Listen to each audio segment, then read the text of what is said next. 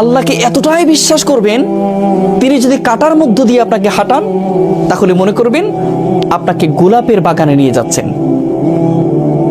আপনি যদি যে কোনো কষ্টে যদি থাকেন, আপনি যদি ব্যথিত হন, আপনি যদি আঘাতপ্রাপ্ত হন, তাহলে আপনি মনে করবেন আপনার আল্লাহ এই কষ্ট দেওয়ার মানেই হলো আল্লাহ আপনাকে ওয়ালা সাউফা ইয়াতিকা রাব্বুকা ফাতারদা, এমন কিছু দিতে যাচ্ছেন সেটা পেলে তুমি খুশি হয়ে যাবে।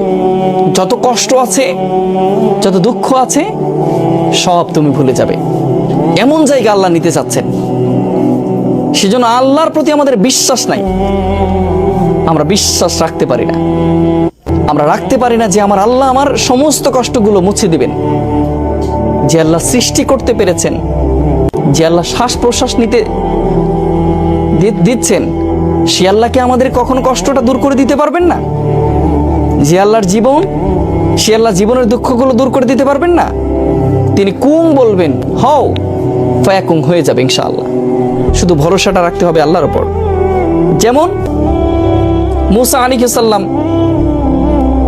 পানিতে আঘাত করেছেন লাঠি দিয়ে, বিশ্বাস ছিল আল্লাহর উপরে। লাঠির কোনো এখানে ক্ষমতা ছিল না, শুধুমাত্র বিশ্বাসটাই ছিল বড়। আল্লাহ তাআলা তাকে 12টি রাস্তা তৈরি করে তাকে বাঁচিয়েছিলেন।